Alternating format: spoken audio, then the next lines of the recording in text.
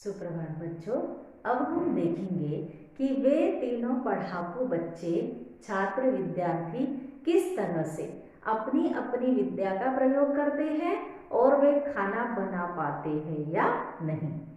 तो यह निश्चय उन लोगों ने कर लिया कि हमें किताब पढ़कर खाना बनाना चाहिए।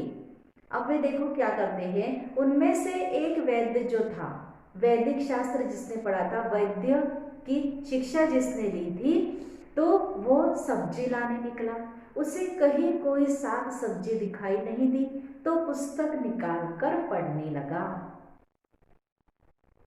और उसमें लिखा था कि नीम के पत्तों में कोई दोष नहीं होता है।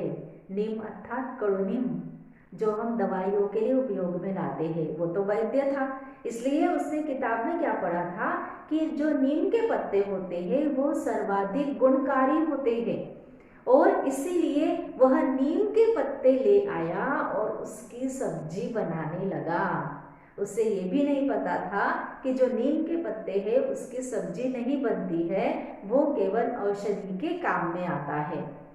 तो वो सब्जी पकाने लगा। अब जो दूसरा छात्र था वो घी की कटोरी पकड़े पकड़े यह सोचने लगा। उसने कहीं से घी लेकर आया वो, और सोचने लगा कि मैंने सारा तर्कशास्त्र पढ़ डाला, लेकिन कहीं नजर नहीं आई ये बात कि कटोरी में घी है या घी में कटोरी। अब बच्चों, ये तो छोटा बच्चा भी जान सकता है कि कटोरी के अंदर ही घी होता है, घी के अंदर कटोरी नहीं होती है। तो वो तर्कशास्त्र पढ़ा हुआ था। वो सोचने लगा कि आखिर मुझे ये बात समझ में क्यों नहीं आ रही कि घी कटोरी में है या कटोरी में घी है।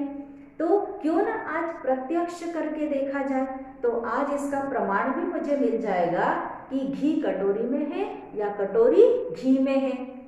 और जो ही उसने कटोरी पलट कर देखी, उसे इतना भी नहीं पता था कि कटोरी पलटने के बाद जो सारा घी है वह मिट्टी में मिल जाएगा, और वैसा ही हुआ। जैसे ही उसने तर्क लगाया तो और उसने कटोरी पलटी तो सारा घी मिट्टी में मिल गया, सारा घी बर्बाद हो गया। उधर मिट्टी के बर्तन में पकती हुई खिचड़ी को खदबद करके देख। जब खिचड़ी पकती है या चावल पकता है तो खदबद की आवाज होती है। अब ये भी उनको नहीं पता था। तो उसने जब खिचड़ी को पकते हुए देखा तो तीसरे ने सोचा, यह क्या बड़बड़ कर रही है। उसे लगा ये कुछ तो गलत बोल रही है, और गुस्से में उसने लाठी दे मारी। उस खिचड़ी के पात्र पर, मिट्टी के बर्तन में जो खिचड़ी बना रहा था उस पर उसने लाठी दे मारी और सारी खिचड़ी धूल में मिल गई। तो इस तरह से वे तीनों जब खाना बनाने की कोशिश करने लगे किताब में पढ़कर, तो उनका सारा खाना बर्बाद हो गया। यह देखकर बुद्धि सागर को बड़ा तरस आ गया, और उसके कहने पर गांव के लोग उन्हें भोजन कराने के लिए लेकर गए। उनमें से एक जहाँ गया था वहाँ सेवई बनी थी। सेवई जो लंबी लंबी सेवइयाँ होती है, इस लंबी सेवई उसने कभी खाई नहीं थी बच्चों। अतः वह फिर पुस्तक देखने लगा, इसे खाना चाहिए या नहीं। उसे ये भी नहीं पता था कि ये खाने की चीज़ है, इसमें सोचना क्या है।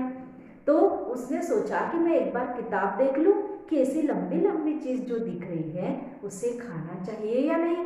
उसने एक स्थान पर लिखा मिला कि सूत जैसी लंबी चीज खाने वाला व्यक्ति शीघ्र ही मर जाता है।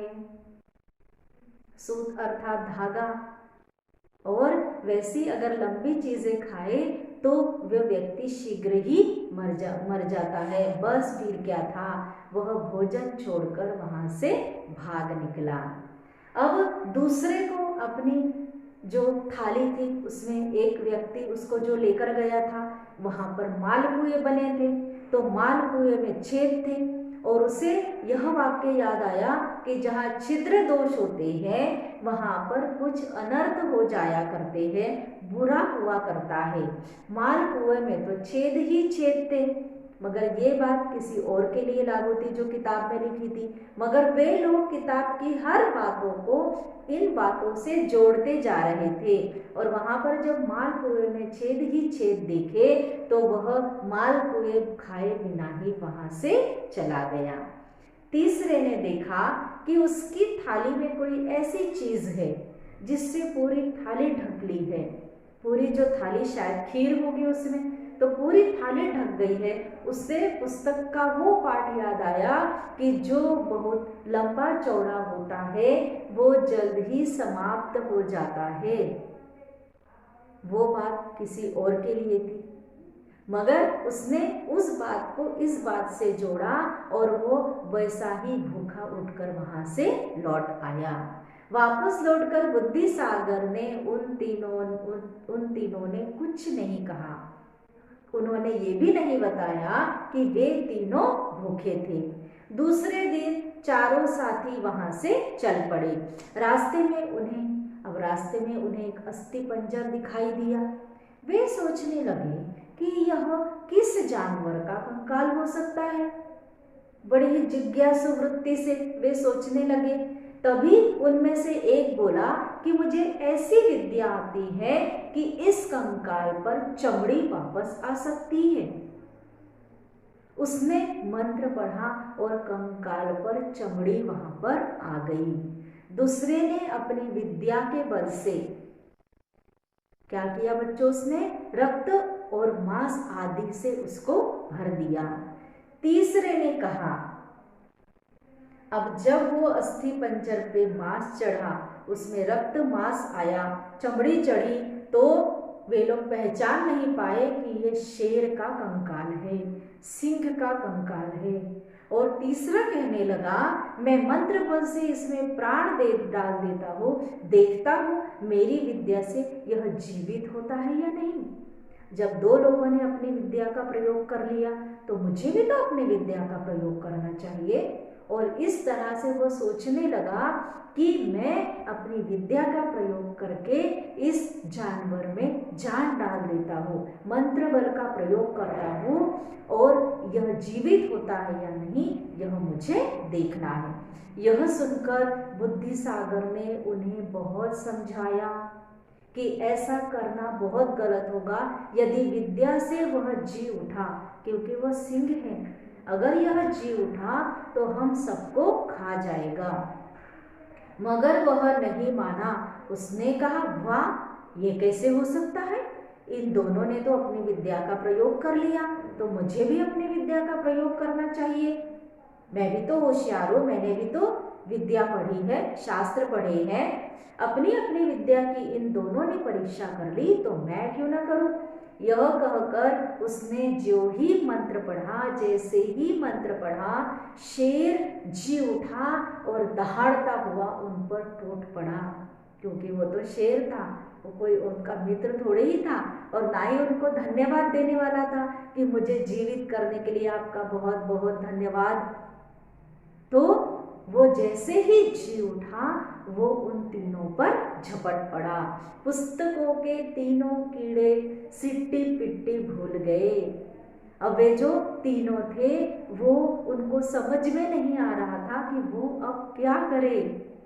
और बुद्धि सागर ने ऐसा मंत्र पढ़ा कि उस शेर को गाय बना दिया। और इस तरह से बुद्धि सागर ने जो अपनी अक्ल से, अक्लमंदी से, होशियारी से जो काम किया था और तीनों के प्राण बचे थे और उसके भी प्राण बचे, तो वे तीनों बड़े ही शर्मिंदा हुए। उनका जो पढ़ाई का घमंड था, उनमें जो दम्भ था, वो चूर चूर हो गया और वे बुद्धि सागर के बुद्धि की प्रशंसा करने लगे। और वे समझ गए कि केवल किताबी ज्ञान को रटकर हमें विद्या प्राप्त नहीं होती, बल्कि उसे हमें सोच समझकर विचार पूर्वक उसका उपयोग भी करना चाहिए। अब उनकी समझ में आ गया कि विद्या पढ़ना ही काफी नहीं, उसके समझने के लिए बुद्धिमान होना भी जरूरी है। और बुद्धिमान हम कब हो सकते हैं? हमारे कठोर परिश्रम से। जब हम जो भी पढ़ते हैं उसे अच्छी तरह से सोच समझ कर पढ़ें। ना कि जो भी आया है वो उसको रट डाले। रटना अच्छी बात नहीं होती है, बल्कि जो भी हम पढ़ते हैं उसे सोच समझकर हमारे दिमाग में भरना चाहिए। तो बच्चों, इस तरह से हमने इस पाठ से यही सीखा कि केवल रटना जरूरी नहीं है, विद्या प्राप्त करने के लिए, बुद्धिमान बनने के लिए उसे सोचना समझना भी जरूरी है। धन्यवाद।